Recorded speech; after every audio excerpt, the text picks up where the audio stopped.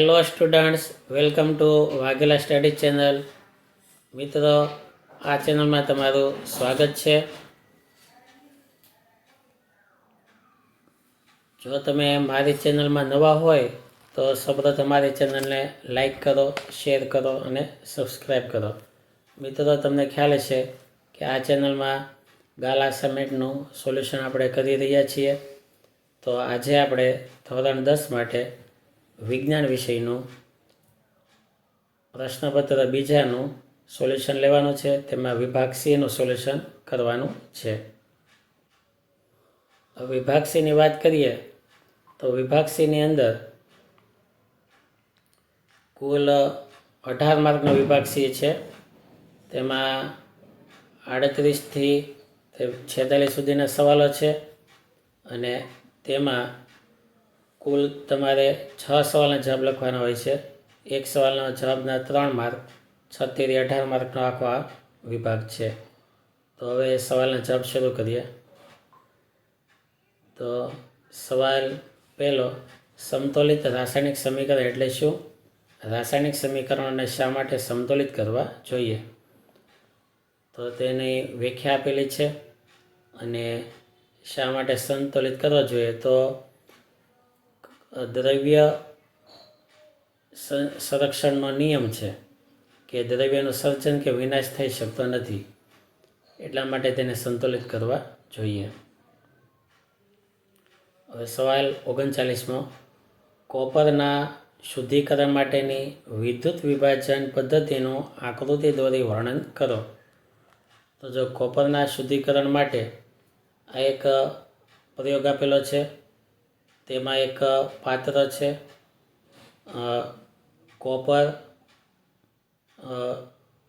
અને શુદ્ધ કોપરની પટ્ટી લીધેલી છે, બરાબર, અને એનોડ તરીકે અશુદ્ધ કોપરનો સળિયો લીધેલો છે. આ શુદ્ધ કોપરની પટ્ટીને કેથોડ કીધું અને અશુદ્ધ કોપરના સળિયાને એનોડ કીધેલું છે. ત્યારબાદ એસિડિક કોપર સલ્ફેટનું દ્રાવણ લીધેલું છે અને ઉપર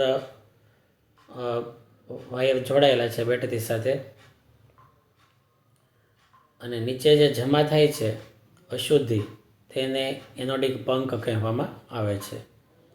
જો આ રીતે આખી પદ્ધતિ લખાયેલી છે, તેનું સમીકરણ આપેલું છે. ત્યારબાદ સવાલ 40મો, સંયોજન એક્સ અને એલ્યુમિનિયમ વચ્ચેની પ્રક્રિયાનો ઉપયોગ રેલવેના પાટાઓને જોડવા માટે થાય છે. તો સંયોજન એક્સ એટલે શું? તો સંયોજન એક્સનું નામ છે ફેરિક ઓક્સાઇડ. બીજું, આ પ્રક્રિયા કયા નામથી ઓળખાય? તો આ પ્રક્રિયાને થર્મિટ કહેવાય અને આ તેનું સમીકરણ છે. 41મો સવાલ, લડવાની કે દોડવાની ક્રિયાની સ્થિતિમાં કયો અંતઃસ્ત્રાવ સ્ત્રવે છે? તેની અસર.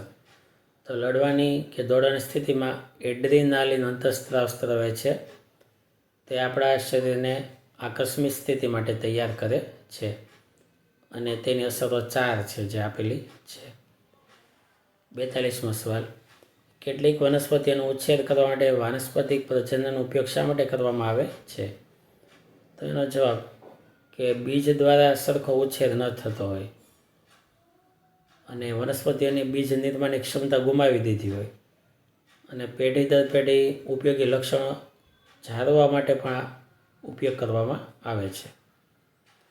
પછી સવાલ એના પછીનો, તો પુરુષ પ્રજનન તંત્રના અંગોના નામ જણાવો. ગમે તે 2 અંગો વિશે ટૂંકમાં સમજાવો.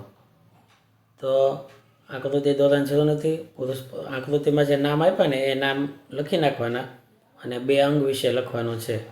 જેમ કે પુરુષ પ્રજનન તંત્રના અંગોના નામમાં આવે મૂત્રવાહિની, શુક્રાશય, શુક્રવાહિની, વૃષણકોથળી, પ્રોસ્ટેટ ગ્રંથિ, શિશ્ન, મૂત્રજનન માર્ગ, શુક્રપિંડ. તેમાંથી કોઈ પણ 2 વિશે ટૂંકમાં લખવાનું છે અને આકૃતિ દોરવાની નથી. સવાલ 44મો, અંતર્ગત અરીસાની સામે વસ્તુને સી અને એફની વચ્ચે મૂકતા તેના દ્વારા રચાતું પ્રતિબિંબનું સ્થાન અને પ્રતિબિંબનો પ્રકાર દર્શાવો. તો જો આકૃતિ છે વસ્તુને સી અને એફની વચ્ચે મૂકેલી છે. તો પ્રતિબિંબ ક્યાં આવે તો કે સીથી દૂર આવશે. પ્રતિબિંબનો પ્રકાર વાસ્તવિક અને ઉલટું. 45. પ્રકાશનું વક્રીભવન એટલે શું? પ્રકાશના વક્રીભવનના નિયમો લખો. તો આ વક્રીભવનની 2 વ્યાખ્યા આપેલી છે. મિત્રો, તમને જે ઇઝી લાગે તે વ્યાખ્યા પાકી કરવી. ટૂંકમાં વક્રીભવન એટલે શું કે 2 માધ્યમોને છૂટી પાડતી સપાટી આગળ કિરણ સહેજ ત્રાસું થાય છે, તેને વક્રીભવન કહેવાય. અને વક્રીભવનના નિયમો અપાયેલા છે. જો આ 2 નિયમો લખવાના.